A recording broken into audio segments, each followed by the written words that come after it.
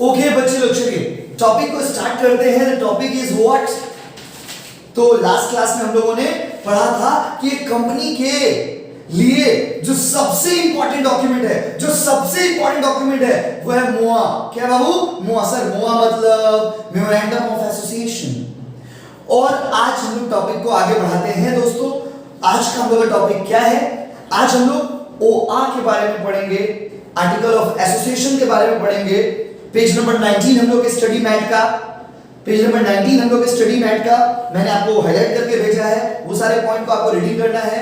आज हम लोग ये 3 क्लास का ये टॉपिक है हम लोग का। एक क्लास हम लोग कर चुके हैं, आज हम लोग एक क्लास कर रहे हैं और नेक्स्ट फ्राइडे जब आपको पढ़ाएंगे तो ये चैप्टर खत्म हो गया हुआ रहेगा। चलिए कांग्रेचुलेशन, आगे बढ़ते हैं। तो आज का टॉपिक है आर्टिकल ऑफ एसोसिएशन। भैया ओआ क्या होता है? उस दिन मोआ पढ़े थे, आज ओआ पढ़ेंगे। दोनों में फर्क, बहुत सारा फर्क है। देखिए मोआ जो है ना, मोआ जो है वो एक कंपनी का सबसे बड़ा डॉक्यूमेंट है, सबसे इंपॉर्टेंट डॉक्यूमेंट है, जिसके बाहर कंपनी एक भी काम नहीं कर सकता। लेकिन ओआ क्या है? तो ओआ को एक लाइन में आप समझिए, article of association contains only the internal affairs of the company, internal affairs of the management. Article of association में कंपनी का इंटरनल अफेयर्स लिखा रहता है। सर अफेयर्स मतलब यहां पे अफेयर्स मतलब उल्टा पुल्टा वाला अफेयर नहीं, यहां पे अफेयर मतलब एक्टिविटीज। तो आर्टिकल ऑफ एसोसिएशन कंपनी का एक ऐसा डॉक्यूमेंट है जिसमें कंपनी के इंटरनल अफेयर्स लिखे होते हैं, जिसमें कंपनी के इंटरनल एक्टिविटीज लिखे रहते हैं। सर इंटरनल एक्टिविटीज मतलब मैनेजर कौन है, डायरेक्टर कौन है, उसका सैलरी कितना है, इक्विटी शेयर कैपिटल कितना है, प्रेफरेंस शेयर कैपिटल कितना है, बस समझ लेना, डिविडेंड कितना देंगे, ये सारा बात कहां लिखा रहेगा? ओआ में। सर ओआ मतलब article of association. Sir article of association मतलब कंपनी का डॉक्यूमेंट। सर कंपनी मतलब, अब मत पूछिए, ज्यादा हो, कंपनी का मतलब बताएंगे दोस्त, सोच के बताओ। कितना दिन से तो पढ़ाया था आपको कंपनी का मतलब। तो मैं क्या बोल रहा था कि article of association is one of the important document of the company which contains the detail information about the internal affairs of the company. Company के इंटरनल अफेयर्स जिस डॉक्यूमेंट में लिखे हुए रहते हैं उस डॉक्यूमेंट को हम लोग क्या बोलते हैं बाबू? Article of association. देखिए पढ़ते हैं नोट्स में क्या लिखा हुआ है। Section 5 talks about the article of association। जैसे सेक्शन 4 मेमोरेंडम के बारे में था, वैसे सेक्शन 5 जो हम लोग का है, वो section 5 talks about the article of association। तो सेक्शन 5 में हम लोग आर्टिकल ऑफ एसोसिएशन का बात करेंगे। चलिए आगे बढ़ते हैं, टॉपिक को आगे बढ़ाते हैं। तो अब सवाल ये है कि भैया आर्टिकल ऑफ एसोसिएशन के बारे में थोड़ा और ज्ञान दीजिए। चलिए ज्ञान लेने के लिए रेडी है आप लोग? क्या लिखा हुआ नोट्स में पढ़ के सुनाते हैं, लॉ की किताबों में। As per section 5 of the Companies Act 2013, the article of a company shall contain the regulation of the management. Oh my God! Article of association company का एक ऐसा डॉक्यूमेंट है जिसमें कंपनी का सारा रेगुलेशन होता है। सर रेगुलेशन मतलब की कोरे कंपनी चल रही, कंपनी कैसे चलेगा, की एक्टिविटीज होवे, क्या एक्टिविटीज होगा, ये सारा इंटरनल अफेयर्स है और ये सारा इंटरनल बात कंपनी के आर्टिकल में लिखा हुआ होता है। The article shall also contain such matter as may be prescribed under the rule 11 of the Companies Rules 2014। ज्ञान दिया हुआ, आपके लिए जरूरत का बात नहीं है। मतलब बोला है इसमें हर वो चीज लिखा हुआ रहेगा जो रूल 14 में लिखा हुआ है। तो मतलब लोकल भाषा में आप समझ लीजिए, आर्टिकल ऑफ एसोसिएशन कंपनी का इंटरनल डॉक्यूमेंट होता है और कंपनी के इस डॉक्यूमेंट में कंपनी के इंटरनल अफेयर्स लिखे हुए होते हैं। और जब मैं डिफरेंस पढ़ाऊंगा तो वो वही क्लियर हो जाएगा आपका। उसके बाद के बाद आपको पढ़ने का दरकार नहीं है, डायरेक्ट आइए कंटेंट मतलब सर आर्टिकल में क्या क्या लिखा हुआ होता है। मैंने एक लाइन में आपको बता दिया कि आर्टिकल ऑफ एसोसिएशन में कंपनी का इंटरनल अफेयर्स, कंपनी का इंटरनल एक्टिविटीज लिखा हुआ होता है।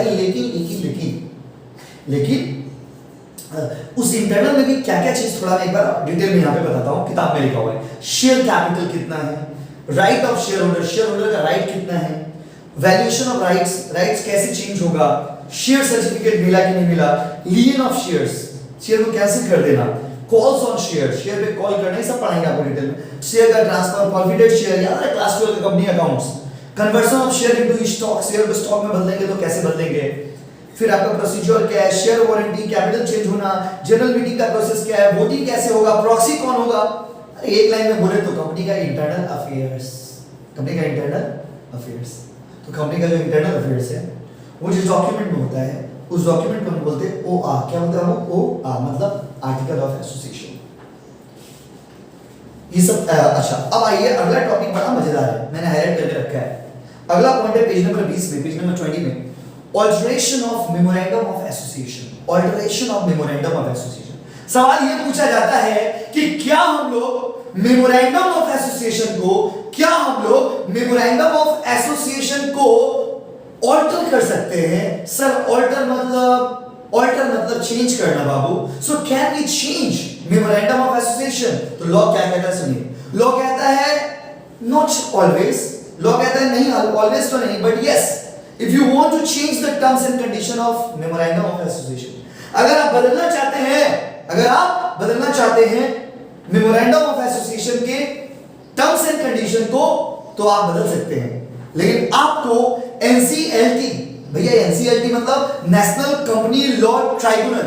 सर एनसीएलटी मतलब national company law tribunal, comment को भर दीजिए एनसीएलटी लिख के, नेशनल कंपनी लॉ ट्राइब्यूनल। फिर से बोलिए एनसीएलटी मतलब क्या? National company law tribunal. जो बच्चा सबसे ज्यादा कमेंट लिखेगा एनसीएलटी का फुल फॉर्म, उसको ₹1 वाला चॉकलेट देंगे, समझ लेना। तो बताइए एनसीएलटी का फुल फॉर्म क्या होगा? National company law tribunal. सो अगर आप मेमोरेंडम ऑफ एसोसिएशन को बदलना चाहते हो तो आप बदल सकते हैं, लेकिन आपको सेंट्रल गवर्नमेंट का परमिशन लेना होगा, सेंट्रल गवर्नमेंट से अप्रूवल लेना होगा। मतलब कि NCLT board, national company law tribunal, जो कि सेंट्रल गवर्नमेंट के तहत आता है, उसके थ्रू आपको परमिशन लेकर के you can change the terms and condition of memorandum. तो अगर आप चाहे तो मेमोरेंडम को भी बदल सकते हैं, लेकिन उसके लिए आपको अप्रूवल लेना होगा। कौन सा गवर्नमेंट का? सेंट्रल गवर्नमेंट का। और जिस बोर्ड से लेना पड़ेगा अप्रूवल, उस बोर्ड का नाम क्या है? एनसीएलटी। क्या बाबू? एनसीएलटी। एग्जाम क्वेश्चन आता है, can memorandum be altered? Yes. How can you alter the memorandum? So for alteration in the memorandum में changes के लिए, memorandum में alteration के लिए हम लोगों को परमिशन लेना होगा। किसका? एनसीएलटी का। एनसीएलटी का मतलब क्या? National company law tribunal. चलिए देखते हैं क्या लिखा हुआ है। As per section 13 of the Companies Act 2013, as provided in the section 61, a company by special resolution alters the provision of its memorandum. Any change in the name of the company shall be made as per the section 4 subsection 2 and section 4 subsection 3 and shall not have effect without the approval of central government in writing. वही बात English में लिखा हुआ है, alteration of article. अब अगला topic है, क्या हम आर्टिकल ऑफ एसोसिएशन को बदल सकते हैं? मेमोरेंडम, देखिए मेमोरेंडम भी इंपॉर्टेंट डॉक्यूमेंट है और आर्टिकल ऑफ एसोसिएशन भी इंपॉर्टेंट डॉक्यूमेंट है।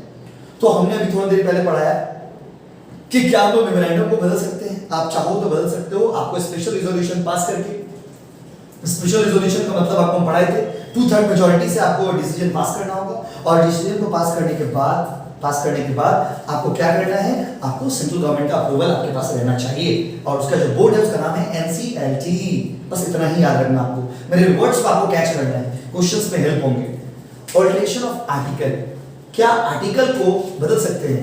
क्या हम लोग आर्टिकल को ऑल्टर कर सकते हैं? क्या हम लोग आर्टिकल को चेंज कर सकते हैं? तो उसके लिए कुछ रूल पहले लिखा हुआ है। The alteration of article of association must have consistency with the provisions of Companies Act. बोला अगर आप आर्टिकल ऑफ एसोसिएशन को बदलना चाहते हो तो आप बदल सकते हैं। कुछ बात को थोड़ा ध्यान रखिएगा, कुछ बात का आप ध्यान रखिएगा। क्या बात का ध्यान रखिएगा? पहला बात इसमें लिखा हुआ है कि आप जो ऑल्टरेशन कर रहे हो, आप जो आर्टिकल में चेंजेस लाना चाहते हो, वो कंसिस्टेंट होना चाहिए, वो हिसाब से होना चाहिए कंपनीज एक्ट के लॉ के हिसाब से। ऐसा ना हो कि कंपनीज एक्ट के बाहर चले गए, क्योंकि आपको पढ़ाए थे कानून कौन बनाता है? सरकार। सरकार मतलब कौन? माई बाप। क्या था बाबू? माई बाप। तो गवर्नमेंट से बाहर कोई है क्या?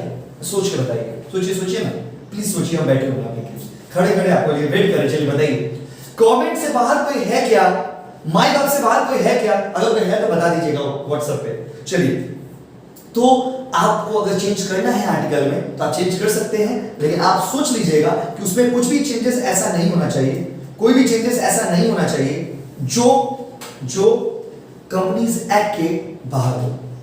दूसरा है alteration must not conflict with the मोआ।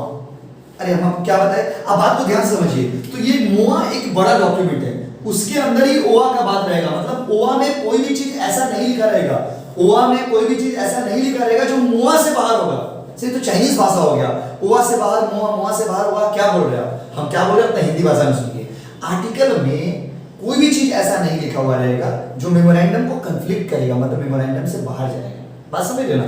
देखिए, the alteration must not conflict, आप जो चेंजेस ला रहे हो वो चेंजेस ऐसा नहीं होना चाहिए कि वो मेमोरेंडम से बाहर हो या मेमोरेंडम के किसी पॉइंट से वो क्लैश करता हो। जो चीज मेमोरेंडम में नहीं लिखा हुआ है आप उस चीज को ही बदल दे रहे, ऐसा पॉसिबल नहीं। Alteration must not attach any illegality. आप बदलाव कर रहे हैं, बदलाव is good, changes are good. Law कहता है कि चेंज करना है कर दो, लेकिन चेंज ऐसा मत करिए कि वो इलीगल काम, मतलब पहले मान लीजिए पहले कॉस्मेटिक्स बेचते थे, पहले मान लीजिए सैनिटाइजर बेचते थे, अब बोला हम बम बना के बेचेंगे। ऐसा नहीं होना चाहिए, ऐसा नहीं होना चाहिए। उसके बाद alteration must not deprive the minority shareholders. आप जो चेंजेस आर्टिकल में करेंगे, आर्टिकल ऑफ एसोसिएशन में करेंगे, वो चेंज ऐसा नहीं होना चाहिए, वो चेंजेस ऐसा नहीं होना चाहिए कि जिससे आपका, वो चेंजेस ऐसा नहीं होना चाहिए जिससे आपका जो माइनॉरिटी शेयर होल्डर है, जो छोटे छोटे शेयर होल्डर है, उनका अधिकार ही खत्म हो जाए।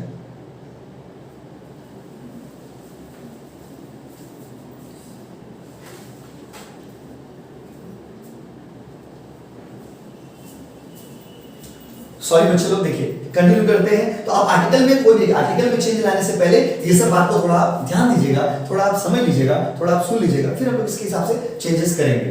तो बोला है आप आर्टिकल में चेंज कर रहे हैं, अच्छा बात है, बट चेंज ऐसा मत करिए कि जो माइनॉरिटी शेयर होल्डर है, भैया माइनॉरिटी शेयर होल्डर मतलब जो कम शेयर का मालिक है, उसका अधिकार से खत्म हो जाए, उसको अधिकार से निकाल दिया जाए, उसका अधिकार वंचित हो जाए। वंचित होना मतलब जैसे अगर जो माइनॉरिटी शेयर होल्डर को जो राइट मिला है, कुछ भी ऐसा आप चेंजेस नहीं कर सकते हैं जिससे माइनॉरिटी शेयर होल्डर, जो छोटे छोटे शेयर होल्डर हैं, उनको नुकसान पहुंचे। उसका बोला है alteration must not increase the liability of share holder. Change ऐसा मत करिए जिससे नुकसान हो जाए, किसी का लायबिलिटी बढ़ जाए। उसके बाद बोला है the alteration must be made in good faith for the betterment of the company. Changes जो आप कर रहे हो ना, वो कंपनी के अच्छाई के लिए होना चाहिए, भलाई के लिए होना चाहिए। The alteration should not indicate breach of trust. What a beautiful English. Breach of trust. Breach मतलब ब्रेक, पढ़ाई थी फर्स्ट सेमेस्टर का लॉ में। Breach मतलब ब्रेक, ट्रस्ट मतलब भरोसा। आप ऐसा बदलाव मत करिए कि भरोसा ही टूट जाए कंपनी से किसी का। Alteration leads to the approval of central government for the conversion of public company to private company. और बोला है अगर आप कुछ ज्यादा बड़ा सोच रहे मतलब आप सोच रहे हैं कि हम अपना प्राइवेट कंपनी को पब्लिक कंपनी में बदल देंगे, तो ना बाबू, उसके लिए सेंट्रल गवर्नमेंट से परमिशन लेना पड़ेगा। तो आर्टिकल में चेंजेस करने से पहले कुछ बातों को ध्यान में रखना था। ये सारे बात थे जो आपको रीडिंग करना है, समझना है। अब इसके आगे का बात पढ़ाते हैं। अच्छा ठीक है, चलिए मान लीजिए ये सारा बात आप मानने को तैयार हो, ये सारा बात आप मानते हो, उसके बाद आप चेंज करना चाहते हो आर्टिकल में, तो आपको क्या करना पड़ेगा? तो उसके लिए आर्टिकल में चेंजेस के लिए कुछ स्टेप्स हैं, मैं आपको स्टेप्स को हाईलाइट करना है बस। सबसे पहले आपको बोर्ड मीटिंग बुलाना होगा। भैया बोर्ड मीटिंग मतलब बोर्ड लेकर के आएगा क्या? बोर्ड मीटिंग मतलब बोर्ड लेकर के आएगा क्या? मार्कर लेकर के आएगा क्या? दोस्त अगर आप ऐसा सोच रहे हैं ना, तो आप अलग दुनिया में हैं। बोर्ड मीटिंग मतलब बोर्ड ऑफ डायरेक्टर लोग आएंगे, बोर्ड मीटिंग मतलब डायरेक्टर लोग बैठेंगे, बोर्ड मीटिंग मतलब डायरेक्टर्स को बैठ करके बात करना है, डिसीजन लेना है, कंसल्ट करना है। तो बोर्ड मीटिंग मतलब बोर्ड लेकर के नहीं आएंगे, बोर्ड मीटिंग मतलब डायरेक्टर्स का मीटिंग बुलाना पड़ेगा, कंपनी के केएमपी की मैनेजरियल पर्संस का मीटिंग बुलाना पड़ेगा आपको। मीटिंग बुलाएंगे कि हम लोग को भैया मीटिंग बुलाएंगे कि भैया आइए हम लोग को आर्टिकल में चेंज करना है, भैया आइए हम लोग को आर्टिकल में चेंज करना है, डायरेक्टर लोग को बुलाएंगे। दूसरा बात, जनरल मीटिंग करना होगा। सर जनरल मीटिंग मतलब लास्ट में आपका एक चैप्टर है मीटिंग, वहां पे आपको पढ़ाएंगे ये सब के बारे में। जनरल मीटिंग मतलब जब शेयर होल्डर का जो मीटिंग होता है ना, जिसमें शेयर होल्डर लोग आते हैं, उसको बोलते हैं जनरल मीटिंग। और जो डायरेक्टर का मीटिंग होता है उसको हम लोग बोर्ड मीटिंग बोलते हैं। शेयर होल्डर की मीटिंग को क्या बोलते हैं? General meeting. डायरेक्टर की मीटिंग को क्या बोलते हैं? Board meeting. तो सबसे पहले बोर्ड मीटिंग बुलाइए कि भैया हमको आर्टिकल में चेंज करना है, बोर्ड मीटिंग बुला लिए। उसके बाद जनरल मीटिंग बुलाइए, शेयर होल्डर को बैठाइए, महफिल में बुलाइए, मीटिंग में बुलाइए शेयर होल्डर को और उनको बताइए कि साहब हमको आर्टिकल में चेंज करना है। अगर जनरल बोर्ड मीटिंग भी हो गया, अगर जनरल मीटिंग भी हो गया, उसमें आप स्पेशल रिजोल्यूशन पास करिए। सर स्पेशल रिजोल्यूशन मतलब जितने लोग मीटिंग में प्रेजेंट रहेंगे उसके 2/3 लोग उस चेंजेस के ऊपर एग्री होना चाहिए जो चेंज आप करने जा रहे हो। सपोज मान लीजिए आप शेयर होल्डर का राइट को चेंज करने जा रहे हो, या सपोज आप मान लीजिए कोई भी छोटा मोटा चेंजेस करने जा रहे हो, तो जो चेंज आप करने जा रहे हो सबसे पहले आप बोर्ड मीटिंग बुलाएंगे, बोर्ड मीटिंग में डिसीजन पास, उसके बाद आप जनरल मीटिंग बुलाएंगे, जनरल मीटिंग में स्पेशल रिजोल्यूशन होना चाहिए पास। कौन सा रिजोल्यूशन? स्पेशल, मतलब जितने लोगों को आपने बुलाया मीटिंग में उसके 2/3 लोग उसमें रेडी होने चाहिए। उसके बाद है ऑनलाइन फाइलिंग ऑफ MGT 14। इसके बाद आपको www.mca.gov.in ministry of corporate affairs के वेबसाइट पर जाकर के MGT 14 फॉर्म फिलअप करना पड़ेगा। MGT 14 फॉर्म का नंबर याद कर लीजिएगा कि ऑल्टरेशन ऑफ आर्टिकल के लिए आपको कौन सा फॉर्म फिलअप करना पड़ता है, याद रखिएगा MGT 14। अब उसका कुछ रूल है, मैं आपको पढ़ के सुनाता हूं। Within 30 days from passing the resolution, जिस दिन रिजोल्यूशन पास करेंगे आप उससे 30 दिन के अंदर, ये डेज याद रखिएगा, पूछेंगे मीटिंग क्लास खत्म होने के बाद कि रिजोल्यूशन पास होने के कितना दिन के अंदर हम लोग को MGT 14 फाइल करना पड़ता है। तो आप उनको बताओगे कि रिजोल्यूशन पास होने के 30 डेज को आप मार्क कर लीजिए, ये मार्क करना हम भूल गए थे, कि जिस दिन आप रिजोल्यूशन पास करेंगे उससे 30 दिन के अंदर आपको MGT 14 जो है वो आपको सबमिट करना पड़ेगा MCA के पोर्टल में। सर MCA मतलब मिनिस्ट्री ऑफ कॉर्पोरेट अफेयर्स का वेबसाइट है, आप भी चेक कर सकते हो, वहां पे जाकर के रिजोल्यूशन पास होने के, डिसीजन पास होने के 30 दिन बाद, मतलब 30 दिन तक आपको इन्फॉर्म करना पड़ेगा, आपको फॉर्म फिलअप करना पड़ेगा MGT 14। उसके बाद का प्रोसेस है इन्फॉर्म स्टॉक एक्सचेंज। आपने जो चेंजेस किया है, अगर आप स्टॉक एक्सचेंज में लिस्टेड हो, अगर आप स्टॉक एक्सचेंज मतलब शेयर मार्केट में अगर आपका रजिस्ट्रेशन किया हुआ है, तो शेयर मार्केट वालों को इन्फॉर्म करना पड़ेगा कि देखिए भाई, देखिए साहब, ये सारे चेंजेस हम लोगों की कंपनी में हुआ है। और लास्ट पॉइंट है मेक चेंजेस इन आर्टिकल, और उसके बाद अपना आर्टिकल ऑफ एसोसिएशन जो आपका डॉक्यूमेंट है उसमें चेंजेस कर लीजिए। तो मैं एक बार फिर से कुछ पढ़ाता हूं कि प्रोसीजर क्या है, अगर आर्टिकल में चेंज करना है उसका प्रोसीजर क्या है, क्या प्रोसेस है, क्या रिक्वायरमेंट है। पहला रिक्वायरमेंट है कि आपको बोर्ड मीटिंग बुलाना होगा, उसके बाद बोर्ड मीटिंग में पास होने के बाद आपको जनरल मीटिंग बुलाना होगा, जनरल मीटिंग में आपको स्पेशल रिजोल्यूशन पास करना होगा, और जनरल मीटिंग बुलाने के बाद, जनरल मीटिंग को बुलाने के बाद एक मिनट, जनरल मीटिंग को बुलाने के बाद, जनरल मीटिंग को बुलाने के बाद आपको 30 दिन के अंदर MGT 14 फाइल करना पड़ेगा, और MGT 14 फाइल करने के बाद आपको स्टॉक एक्सचेंज में इन्फॉर्म करना पड़ेगा, और स्टॉक एक्सचेंज में इन्फॉर्म करने के बाद आप अपना आर्टिकल में चेंज कर लीजिएगा। ये प्रोसेस था। अब अगला टॉपिक हम लोग का क्या है? अगला टॉपिक हम लोग का है मोआ और ओआ का डिफरेंस। मोआ भी आपको भरपूर पढ़ा है, ओआ के बारे में भी आपको भरपूर ज्ञान दिए। अब दोनों का डिफरेंस बहुत आसान है, बट हम आपको बताएंगे, सुनिए। सबसे पहले कंटेंट्स, हमने वहां पे सेल्फ लिखा है नोट्स में, बट हम अगर समझा देते तो पढ़ने में सुविधा होगा आपको। कंटेंट्स में क्या है, सबसे पहले मोआ में क्या लिखा रहता है, तो देखिए क्या लिखा हुआ है यहाँ पे। मोआ में कंपनी का बाउंड्री, मोआ में कंपनी का पावर, मोआ में कंपनी का लिमिटेशंस, सारा बात लिखा हुआ रहता है। लेकिन ओआ में कंपनी का सिर्फ इंटरनल एक्टिविटीज, इंटरनल अफेयर्स, आंतरिक गतिविधियां, जिसको हिंदी में बोलते हैं, वो लिखा हुआ रहता है। देखिए क्या लिखा हुआ है। The memorandum of association contains fundamentals indicating the nature of the company. Memorandum में हर वो मेन चीज लिखा आता है जिससे आपको कंपनी का नेचर पता चल जाएगा। It also indicate the companies relationship with the outer world. और मेमोरेंडम ऑफ एसोसिएशन कंपनी का रिलेशन बताता है कि बाहर की दुनिया में क्या क्या काम, किस किस हद तक कंपनी काम कर सकता है, किस लिमिट तक कंपनी जा सकता है, किस हद तक कंपनी गुजर सकता है। और आर्टिकल में आइए, the article of association indicate rules, regulation, bylaws of internal management. Rules, regulation, ये सारा चीज इंटरनल मैनेजमेंट इसमें लिखा हुआ रहता है। स्कोप, मोआ का स्कोप बड़ा है क्योंकि कोई भी काम आप मोआ के बाहर नहीं कर सकते, लेकिन आर्टिकल ऑफ एसोसिएशन का स्कोप मोआ से कम छोटा है, मोआ से, मेमोरेंडम से छोटा है। The memorandum of association lays down the scope beyond which company can not go.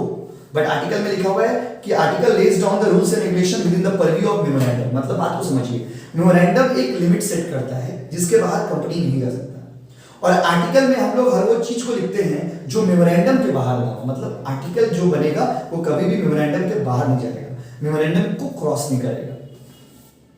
Change अभी पढ़ा है, मेमोरेंडम देखिए, the memorandum of association can not be altered, generally change नहीं कर सकते एक्सेप्ट, और अगर आपको करना है with the sanction of NCLT, अगर आपको करना है तो अप्रूवल लेके आइए NCLT से, नेशनल कंपनी लॉ ट्राइब्यूनल से।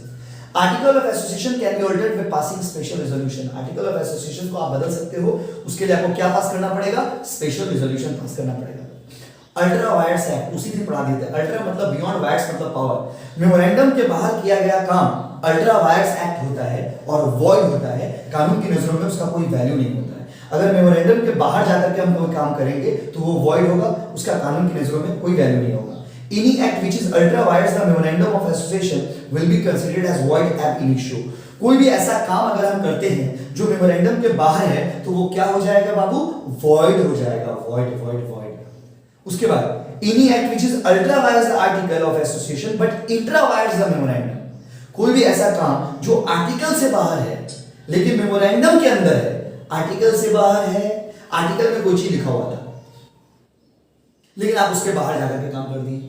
मान लीजिए आर्टिकल में लिखा हुआ था कि भाई मैनेजर को सैलरी 20,000 देंगे, बट हम मैनेजर को सैलरी 30,000 रुपए देते हैं, तो ये काम क्या होगा, बोला ये वैलिड हो सकता है अगर सारे लोग रेडी हो गए तो। मतलब कोई भी ऐसा काम जो आर्टिकल में नहीं है वो वैलिड हो सकता है अगर सारे लोग सारे मीटिंग करके रिजोल्यूशन पास करके अप्रूव कर दिए तो।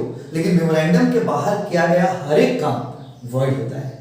देखिए क्या लिखा हुआ है, the article of association the any act which is ultra vires the article, जो आर्टिकल के अल्ट्रा वायर्स आर्टिकल के बाहर है but intra wires the memorandum, article के बाहर है लेकिन मेमोरेंडम के अंदर है, can be ratified by majority of the share holder. तो उसको अगर चाहे तो सारे शेयर होल्डर मिलकर रेटिफाई कर सकते हैं, अप्रूव कर सकते हैं।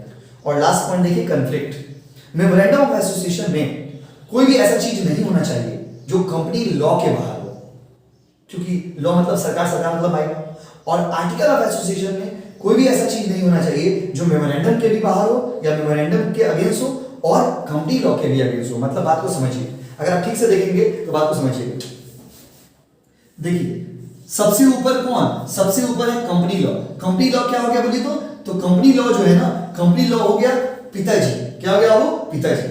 और मेमोरेंडम ऑफ एसोसिएशन हो गया ये मुआ, मुआ क्या हो गया बोलिए तो बड़ा भाई, और ओआ क्या हो गया बोलिए तो छोटा भाई। सबसे पहले मुआ और ये क्या हो गया बोलिए ओआ। बात को समझिए, सबसे ऊपर कौन पिताजी, उसके बाद कौन बड़ा भाई, उसके बाद कौन छोटा भाई। तो पिताजी कौन है, कंपनी लॉ, कंपनी लॉ के बाहर कुछ नहीं होना चाहिए। उसके बाद एक कंपनी के लिए सबसे बड़ा भाई कौन है, मुआ, मेमोरेंडम ऑफ एसोसिएशन। और उससे नीचे क्या होता है, ओआ, आर्टिकल ऑफ एसोसिएशन। इसका मतलब क्या हुआ, आर्टिकल में कोई भी बात ऐसा नहीं लिखा हुआ होगा, मतलब छोटा भाई कोई भी ऐसा काम नहीं करेगा जो बड़ा भाई को भी तकलीफ हो और पिताजी को भी तकलीफ हो। सही ऐसे ही होता है ना बाबू। और बड़ा भाई, कोई बड़ा भाई कभी भी जब कुछ काम करेगा तो छोटा भाई के बारे में नहीं सोचेगा, बड़ा भाई सोचेगा कि हम कुछ ऐसा ना करें जिससे पिताजी को तकलीफ हो। मतलब क्या बताना चाह रहे हैं कि मेमोरेंडम ऑफ एसोसिएशन में कोई भी ऐसा चीज नहीं लिखा हुआ होगा, मेमोरेंडम ऑफ एसोसिएशन में कोई भी ऐसा चीज नहीं लिखा हुआ होगा जो कंपनी लॉ के अगेंस्ट होगा। और आर्टिकल ऑफ एसोसिएशन में कोई भी ऐसा चीज नहीं लिखा हुआ होगा जो मेमोरेंडम के भी बाहर हो और कंपनी लॉ के भी बाहर हो या इन दोनों के अगेंस्ट हो। देखिए क्या लिखा हुआ, the memorandum of association is the supreme document of the company and must not contain any clause which is contradictory to the company's law। बोला मेमोरेंडम भले ही सुप्रीम डॉक्यूमेंट है लेकिन इसमें कुछ भी ऐसा नहीं होना चाहिए जो कंपनी लॉ के, कंपनी कानून के बाहर हो। और article of association considered as subsidiary of the memorandum. Article of association को सब्सिडियरी डॉक्यूमेंट बोलते हैं। तो सुप्रीम डॉक्यूमेंट मुआ और subsidiary document article of association. और if any conflict arise between article and memorandum the latter will prevail. बोला अगर कोई भी चीज ऐसा है जो आर्टिकल में है पर मेमोरेंडम में नहीं है तो उसको हटाना पड़ेगा, क्योंकि आर्टिकल में देखिए सबसे बड़ा डॉक्यूमेंट क्या हो गया, मेमोरेंडम। तो कोई भी ऐसा चीज नहीं रह सकता है कंपनी के रूल में जो मेमोरेंडम को कंप्लीट करता हो। तो याद रखिएगा आर्टिकल में कोई भी चीज आप ऐसा नहीं लिखेंगे जो मेमोरेंडम के अगेंस्ट होगा, और अगर ऐसा कभी कुछ हुआ हमेशा मेमोरेंडम वाला बात ही माना जाएगा। तो यहाँ पे हम लोग पढ़े हैं डॉक्ट्रिन ऑफ अल्ट्रा वायर्स। आपको हम अगले में पढ़ाए थे कि कोई भी चीज जो पावर के बाहर काम करेंगे, जो बियॉन्ड पावर होगा, बियॉन्ड मेमोरेंडम होगा, वो चीज वॉइड होगा। आज हम लोग को डॉक्ट्रिन ऑफ कंस्ट्रक्टिव नोटिस और डॉक्ट्रिन ऑफ इंडोर मैनेजमेंट जो आपको हम लिख करके भेजे थे वो आपको हम पढ़ाएंगे नेक्स्ट क्लास में। Doctrine of constructive notice, doctrine of indoor management, prospectus के बारे में हम लोग पढ़ेंगे और प्रमोटर के बारे में पढ़ेंगे। ये 4 टॉपिक हम लोग पढ़ेंगे और ये चैप्टर हम लोग का खत्म हो जाएगा। थैंक यू सो मच बच्चे लोग, रीडिंग करिए, रीडिंग करके बढ़िया से रखिए, फिर मैं इसका टेस्ट लूंगा क्योंकि बहुत सारे क्वेश्चन इसमें से निकल कर आएंगे। तो प्रीवियस डे वाला भी रीडिंग करिएगा, आज वाला भी रीडिंग करिएगा। हम आज 10 क्वेश्चन का ओरल टेस्ट लेंगे। Thank you so much.